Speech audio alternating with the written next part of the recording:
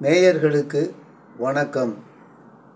இன்று இங்கிலாந்து மலர் மருந்துகள் பற்றி பேசும்பொழுது நமது அறியாமை பற்றி குறிப்பிட்டு சில மருந்துகளின் உபயோகங்களை நாம் சொல்ல வேண்டி உள்ளது. ஒருவனுக்கு நண்பனும் எதிரியும் அவன்தான் என்பார். A man is a friend and foe unto himself.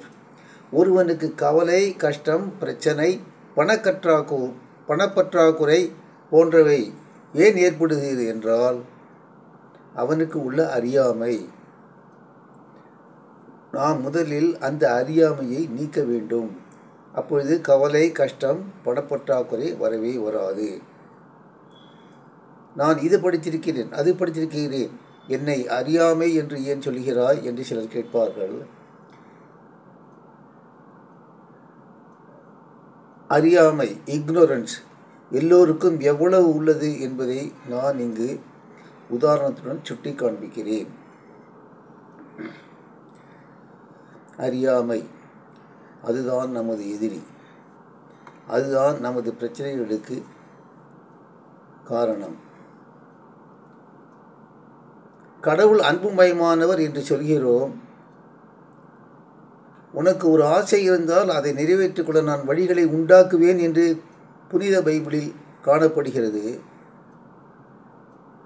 Hindu மதத்தில் உபன்யாசம் செய்பவர்களும் பகவான் கொடுப்பதற்காக காத்துக்கொண்டே இருக்கிறான் என்று சொல்கிறார்கள். ஏன் நமக்கு அது கிடைக்கவில்லை என்றால் நாம் கடவுளுக்கு அடிபணிவதில்லை. அப்படி நான் என்ன கடவுள் சொன்னதை செய்யாமல் விட்டேன் என்றால் மிக மிக முக்கியமாக புனித பைபிளில் ஒரு வாக்கியம் காணப்படுகிறது. Every man is sent on earth for a particular purpose. ஏதோ ஒரு வேலை இல்லை, ஒரு அக்கௌண்ட்ஸ் ஆஃபீஸர் ஆகிரு, ஒரு சேல்ஸ்மேன் ஆகிரு, காசு சம்பாதின்னு சொல்லலை. அதுக்கு அர்த்தம் என்ன அப்படின்னா, பர்டிகுலர் பர்பஸ்னால் இதுவரை எவரும் செய்யாத, இனிமேலும் எவராலும் செய்ய முடியாத ஒரு வேலையை செய்திருக்கா உன்னை உலகிற்கு அனுப்பியுள்ளேன். அந்த வேலையை நீ செய்தால் உனக்கு தீராத ஆசை இருந்தாலும் அதை நிறைவேற்றி கொள்ள நான் வழிமுறைகளை உண்டாக்கி கொடுப்பேன் என்கிறார்.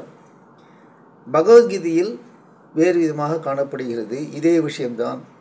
நீ சுய தர்மம் சிறிது செய்தாலும் அதில் எவ்வளவு தவறு வந்தாலும் நான் உன் தேவைகளை பூர்த்தி செய்வேன். அதாவது 1 மார்க் வாங்கினா கூட பாஸ்கிறார் அவர். சுயதர்மம் 1% செய்தாலும் அதில் எவ்வளவு தவறாக இருந்தாலும் உன் தேவைகளை நான் பூர்த்தி செய்வேன். பரதர்மம் 100% சரியாக செய்தாலும் நான் உன்னை பார்க்க மாட்டேன். உனக்கு கவலை, கஷ்டம், பிரச்சனை வந்து கொண்டுதான் இருக்கும். எட்வர்டு பாச் அவர்கள் இதை இன்னும் சற்று வலியுறுத்தி சொல்கிறார்கள். A work which you alone can do. அதாவது ஒவ்வொருவரும் அவர் மட்டுமே செய்யக்கூடிய வேலையை செய்வதற்காக கடவுள் உலகில் அனுப்பியுள்ளார். சுதர்மம் ஆங்கிலத்தில் சொல்ல வேண்டுமென்றால் மிஷன் இன் லைஃப். ஒரு குறிப்பிட்ட வேலை அல்லது சுதர்மம் அல்லது மிஷன் இன் லைஃப் என்பது வேறு ஒருவருடையதாக இருக்காது. இதை இங்கு நான் தியரி எதுவும் பேசவில்லை, நடைமுறை வாழ்க்கையில் உள்ள மனிதர்களை பற்றி பேசுகிறேன். அப்பொழுதுதான் உங்களுக்கு புரியும். மகாத்மா காந்தி ஒரு ஊருக்கு செல்வதற்கு முன் அந்த ஊர்க்காரர்கள் இதை கேள்விப்பட்டு 1 மாதம் முன்பாகவே நல்ல ஜாதி பசுமாடு மற்றும் செம்மறியாடு போன்றவை வாங்கி அதற்கு தினம் தினம் பாதாம் பிஸ்தா அரைத்து கொடுத்து மகாத்மா காந்தி அந்த ஊருக்கு வந்தவுடன் சத்துள்ள பாலை கறந்து கொடுக்கிறார்கள். அன்னை தெரசா வெளிநாடு செல்ல வேண்டுமென்றால் கியூவில் நின்று விசா, காசு கொடுத்து விமான டிக்கெட் அதெல்லாம் வாங்கவில்லை. எல்லா விமான கம்பெனிக்காரர்களும் அம்மா எங்கள் விமானத்தில் வாருங்கள் என்று பவ்யமாக இலவசமாக டிக்கெட் காசு வாங்காமல் அழைத்து செல்கிறார்கள். ஏன் உங்களுக்கும் எனக்கும் இது மாதிரி நடக்கவில்லை என்றால் மகாத்மா காந்தி ஒரு பாரிஸ்டர் அட்லா என்பதால் அல்ல. எவ்வளவோ பாரிஸ்டர் அட்லாக்கள் இருக்கிறார்கள். எவருக்காவது இது மாதிரி நடந்திருக்கிறதா? அன்னை தெரசாவுக்கு ஏன் இப்படி நடந்தது என்றால், எவ்வளோ பேர் அனாதை ஆசிரமம் நடத்துகிறார்கள். அந்த ஆசிரமக்காரர்களை கூப்பிட்டு, ஐயா, இலவசமாக எங்கள் விமானத்தில் அழைத்துச் செல்கிறோம் என்று ஏன் சொல்லவில்லை என்றால், மகாத்மா காந்தி பேரிஸ்டர் படித்ததால் அல்ல. அவர் அகிம்சை, நான் வயலன்ஸ் என்ற தனது சுதர்மம், மிஷன் இன் லைஃபை பின்பற்றினார். அன்னை தெரசாவும் எங்கும் எந்த கல்லூரியிலும் பிஎஸ்சி எம்எஸ்சி சோஷியல் ஒர்க் படிக்கவில்லை. தெருவில் திரியும் அனாதை குழந்தைகளுக்கும் கைவிடப்பட்ட முதியவர்களுக்கும் ஆதரவு கொடுத்தார். அது அவரோடு சரி.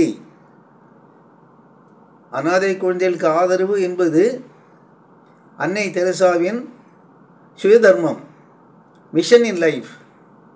நீங்களும் உங்கள் சுதர்மம் எது என்று தெரிந்து கொண்டு அதை நீங்கள் எந்த கல்லூரியிலும் தெரிந்து கொள்ள முடியாது, எந்த பள்ளியிலும் படித்து தெரிந்து கொள்ள முடியாது. நன்றாக கவனியுங்கள்.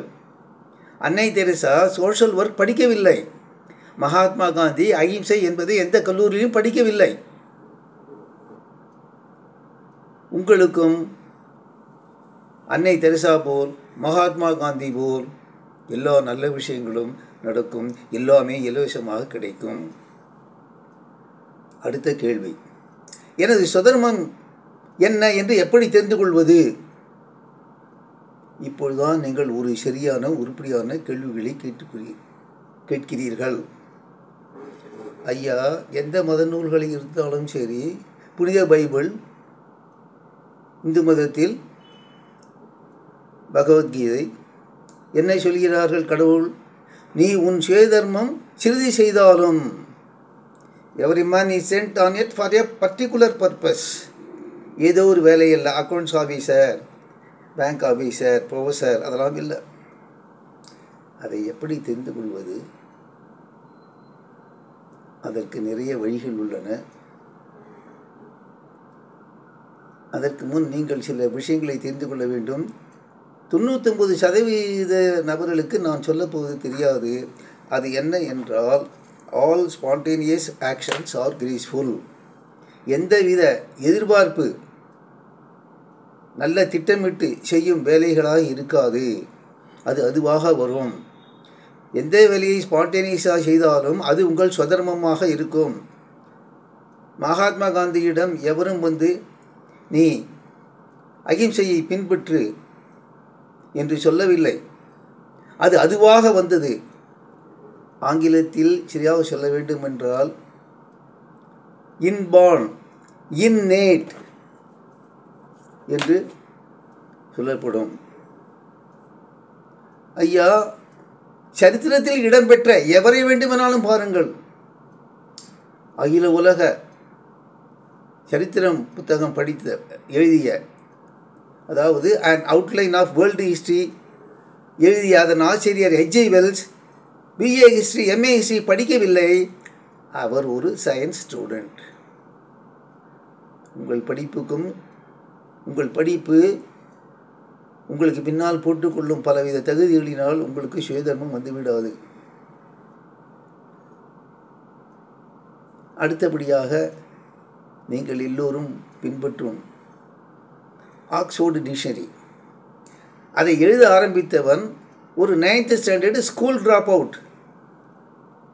பின்னாடி தற்காலத்தில் BMA படித்தவர்களெல்லாம் எடிட்டோரியல் போர்டில் இருந்தாலும் அவர் வழிகாட்டுதலின்படிதான் இன்றும் அந்த டிக்ஷனரியை ரிவைஸ் செய்கிறார்கள்.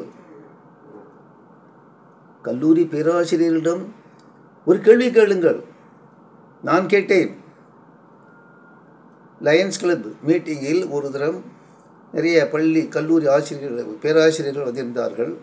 Madurai Kamarajar retired vice chancellor வந்திருந்தார். அவர் பேச கொடுத்த தலைப்பு சேஞ்சிங் ட்ரெண்ட்ஸ் இன் எஜுகேஷன். உடனே எல்லோரும் எந்த கோர்ஸ் படித்தால் என் பையன் நிறைய சம்பாதிப்பான், கொஷின் பேங்க் போன்ற அற்ப விஷயங்களை பற்றி பேசிக்கொண்டிருந்தால் என்னை நோக்கி, ஐயா நீங்களும் ஏதாவது கேளுங்களேன் என்றார்கள். நான் அந்த ரிட்டையர்டு வைஸ் சான்சலரை பார்த்து கேட்டேன். அந்த ப்ரொஃபஸர்களையும் திரும்பி நோக்கினேன். ஐயா, நான் ஒரே ஒரு கேள்விதான்.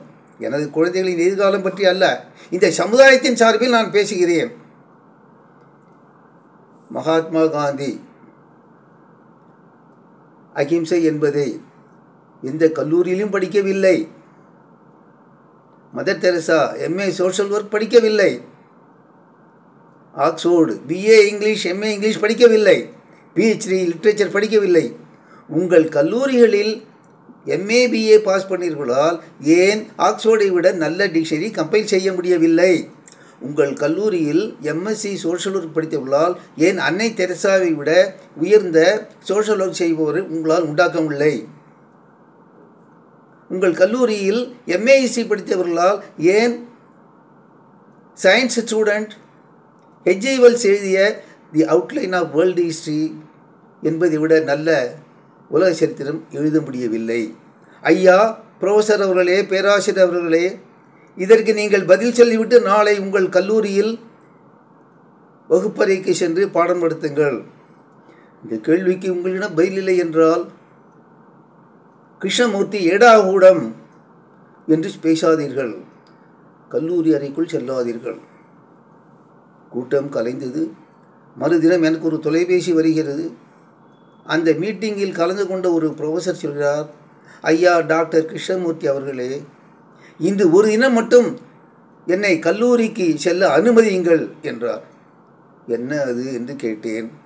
எனது ராஜினாமா கடிதத்தை கொடுப்பதற்காக என்றார். தன்மானம் உள்ள ப்ரொஃபஸர். முரண்பாடு இருக்கிறதா இல்லையா? அதாவது நீங்கள் செய்ய வேண்டிய வேலை, உங்களுக்கு கவலை, கஷ்டம், பிரச்சனை, பெண்ணுக்கு கல்யாணம் ஆகலை, பொண்டாட்டிக்கு காக்கா வலிப்பு போன்ற நோய்கள் உங்களை அணுகாமல் இருக்க கடவுள் எச்சரிக்கிறார். நீ சுயதர்மம் சிறிது செய்தாலும், அதில் எவ்வளவு தவறு வந்தாலும் உன் தேவைகளை நான் பூர்த்தி செய்வேன். பரதர்மம் 100% செய்தாலும் நான் உன்னை பார்க்க மாட்டேன். உனக்கு கவலை, கஷ்டம், பிரச்சனை தான். இது பகவத்கீதையில் இருக்குது, பைபிளில் இருக்குது. எட்வர்டு பாஜி சொல்கிறாரு, இதுதான் மனிதன் முதலில் தெரிந்து கொள்ள வேண்டியது. சுதர்மம், பரதர்மம். வேறு ஒரு விதமாக நான் சொல்லாமல் இருக்க முடியாது. ஒரு பள்ளி அல்லது கல்லூரியில் வருடாந்திர பரீட்சை நடந்து கொண்டிருக்கிறது. ஒரு பக்கத்தில் அறையில் ஃபிசிக்ஸ் ஸ்டூடெண்ட்ஸ் பரீட்சை எழுதுகிறார்கள். பக்கத்து அறையில் ரசாயனம் கெமிஸ்ட்ரி ஸ்டூடெண்ட்ஸ் ஆன்சர் எழுதுகிறார்கள். ஃபிசிக்ஸ் அறையில் உள்ள ஒரு மாணவன் பக்கத்து அறையில் உள்ள கெமிஸ்ட்ரியில் கொடுக்கப்பட்ட கேள்விகளுக்கு அத்தனைக்கும் சரியாக பதில் சொல்கிறான். அவனுக்கு 100க்கு 100 மார்க் கொடுப்பாங்களா? 1 மார்க் கூட கொடுக்க மாட்டாங்க. நாம் எல்லோரும் அந்த தவறைத்தான் செய்கிறோம். பரதர்மம் தான் செய்கிறோம், சுயதர்மம் செய்யவில்லை. இதை நன்றாக மனதில் வைத்துக் கொள்ளுங்கள். மனிதனுக்கு திரும்பவும் சொல்கிறேன், கவலை, கஷ்டம், பிரச்சனை ஏன் வருகிறது என்றால் அவன் சுயதர்மம் செய்யவில்லை. சுயதர்மம் என்றால் அது ஒட்டுமொத்த சமுதாயத்திற்கு உபயோகமாக இருக்கும். அடுத்தபடியாக ஆங்கிலத்தில் சொல்ல வேண்டுமானால் அது இன்னோவேட்டிவ் அண்டு பயனீரிங் ஒர்க்காக இருக்கும். ஒட்டுமொத்த சமுதாயத்திற்கு உபயோகமாக இருக்கும். கல்லூரிகளில் படித்தால் உங்கள் குடும்ப செலவுக்கு மட்டும்தான் நீங்கள் சம்பாதிக்க முடியும். ஒட்டுமொத்த உலகிற்கு நீங்கள் சேவை செய்ய முடியாது. இதை எந்த ஒரு மத தலைவராவது உங்களுக்கு வலியுறுத்தி சொன்னால் அவர்களை நீங்கள் குருவாக ஏற்றுக்கொள்ளுங்கள். அடுத்தபடியாக இன்னொரு விஷயம், உலகில் நாம் வந்துவிட்டோம். நமக்கு தங்குவதற்கு ஒரு இடம் முதலில் வேண்டும். ஒரு ஊருக்கு செல்கிறீர்கள், தங்க இடம் தேடி ஒரு லாட்ஜோ, ஃப்ரெண்ட்ஸ் ஹவுஸோ, டூரிஸ்ட் ஹோம்லையோ எல்லாத்தையும் விட்டுட்டு குளிச்சுட்டு தேவையில்லாம் எடுத்துகிட்டு ஊரெலாம் சுற்றி பார்த்துட்டு 2 நாள் 3 நாள் திரும்பி வரீங்க. அதேபோல் உலகில் வந்து விட்ட நாம் ஒரு 10, 18 அல்லது 15, 20 வயசுக்குள் விவரம் தெரிந்த வயது வந்தவுடன் செய்ய வேண்டிய முதல் வேலை என்னவென்றால், நமக்கு தங்க ஒரு இடம். இடம் என்றால் சொந்த வீடு அல்ல. உலகில் உங்களுக்கு வீடு என்று நாம் குறிப்பிடுவது கடவுளின் அனுகிரகம், பிளெஸிங், ஆசீர்வாதத்தை பெறுவது. நான் இமயமலை உச்சியில் ஊசி மேல் நின்று கொண்டு 12 வருடம் தவம் செய்ய முடியுமா? நாம் எல்லோரும் முடியாது. அப்பொழுது நான் கடவுள் அனுகிரகம் பெற என்ன செய்ய வேண்டும்? ஐயா, இயற்கை குறுக்கு வழியைத்தான் வைத்துள்ளது. குறுக்கு வழி என்றால் கள்ளநோட்டு அச்சடிப்பது அல்ல. நன்றாக கவனித்து கேளுங்கள். நாம் எல்லோரும் தெரிந்து கொள்ளாத, படிக்காத, எந்த கல்லூரி பேராசிரியரும் விலாவாரியாக சொல்லாத ஒரு விஷயம் என்னவென்றால் ஆக்சியமேட்டிக் ஸ்டேட்மெண்ட் என்றால் என்ன என்றால், ஆக்சியம் என்றால் செல்ஃப் எவிடென்ட்லி ட்ரூ, எக்ஸ்ட்ரேமேட்டிக் ஸ்டேட்மெண்ட் என்றால் பிலாசபியில் இதுவரை அது தவறு என்று எவரும் சொல்லவில்லை, எல்லோராலும் சரி என்று ஒப்புக்கொள்ளப்பட்ட விஷயம். ஒரு ஏக்சியமேட்டிக், எவரையாவது போய் கேளுங்கள், ஐயா ஒரு ஏக்சியமேட்டிக் ஸ்டேட்மெண்ட் சொல் என்றால் தெரியாது. நான் சொல்கிறேன், ஒரு ஏக்சியமேட்டிக் ஸ்டேட்மெண்ட் என்ன சொல்கிறது? Nature works in short ways. இயற்கை குறுக்கு வழியைத்தான் வைத்துள்ளது. அட, நான் இமயமலையில் 12 வருஷம் தவம் செய்யாமல் 3 நாட்களில் கடவுள் அனுகிரகம் பெற வழி இருக்கிறதா? உடனே சொல்லுங்கள் என்று பலர் கேட்டார்கள். நான் சொன்னேன், விவரம் தெரிந்த வயது வந்தவுடன், அதாவது 15-20 வயசுக்குள் நீங்கள் செய்ய வேண்டிய வேலை என்னவென்றால், தலையாய வேலை என்னவென்றால், ஒரு மகான் ஜீவசமாதி அடைந்த இடத்தில் 3 நாள் தங்கிவிட்டு அங்கு பிரார்த்தனை செய்துவிட்டு வந்தால், இந்த செல்ஃபோன் அதெல்லாம் அங்கே எடுத்துன்னு போகக்கூடாது. ரொம்ப முக்கியம். உங்களுக்கு கடவுள் அனுகிரகம் கிடைத்துவிடும். கடவுள் அன்புமயமானவர். இமயமலையில் 12 வருஷம் ஊசிமுனை மேல் நின்று தவம் செய்ய முடியாதவர்களுக்கு குறுக்கு வழி கொடுத்துள்ளார். God loves us so much.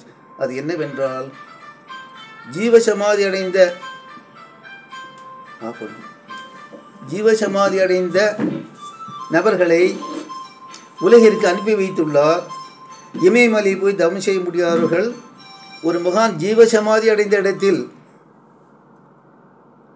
ஆஸ்பத்திரியில் நெபுலைசர் அது இது அதெல்லாம் விற்கிற கேஸ் இல்லை. அப்படியே உட்கார்ந்த போது செத்து போகிற கேஸ்லாம் இல்லை. ஜீவசமாதி அடைந்த இடத்தில் 3 தினம் நீ இருந்து விட்டு வந்தால் உனக்கு கடவுள் அனுகிரகம் கிடைக்கும். ஜீவசமாதி அடைந்தவர்கள் தான் நமக்கு ஆசீர்வாதம் செய்ய தகுதியானவர்கள். அதன் பிறகு நீ எது செய்தாலும், நாம் செய்யும் வேலையெல்லாம் சைஃபர் சைஃபர் சைஃபர் சைஃபர் தான். ஆனால் கடவுள் அனுகிரகம் என்ற 1 முதல் 9 வரை உள்ள ஒற்றை இலக்கத்தை எழுதிவிட்டு அதன் பக்கத்தில் அடுத்தடுத்து நீங்கள் எவ்வளவு சைஃபர் போட்டாலும் 1 10 ஆகும், 10 100, 100 1000 ஆகும். ஒரு மகான் ஜீவசமாதி அடைந்த இடத்தில் 3 நாட்கள் சென்று நீ இல்லாமல் வந்துவிட்டால் நீ செய்வதெல்லாம் பலனில்லை, கவலை, கஷ்டம், பிரச்சனை தான். ஜீவசமாதி அடைந்த நபர் எனக்கு தெரிந்தவரை மந்திராலய மகான் சத்குரு ராகவேந்திர சுவாமிகள். சென்னை மும்பாய் ரயில் மார்க்கத்தில் பாதி வழியில் மந்திராலயம் ரோடு என்று இருக்கிறது, அங்கிருந்து ஆட்டோவில் செல்ல வேண்டும்.